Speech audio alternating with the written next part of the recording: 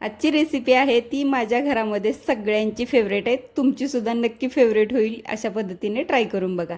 एक पसरट प्लेट घ्यायची, त्यामध्ये लाल तिखट, मीठ, अंड फेटायचं आहे, कोथिंबीर घालायची, चाट मसाला, गरम मसाला तुम्हाला आवडीप्रमाणे घालू शकता.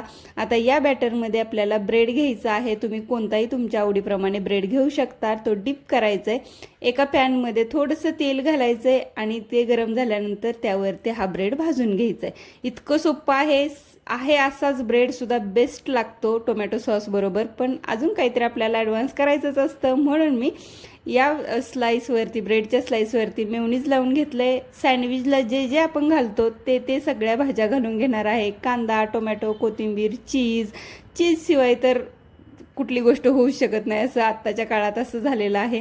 दुसऱ्या स्लाईसवरती मी टोमॅटो सॉस लावून घेतलेला आहे, ते एकावरती एक ठेवायचेत आणि सँडविच भाजतो त्या पद्धतीने भाजून घ्यायचं आहे.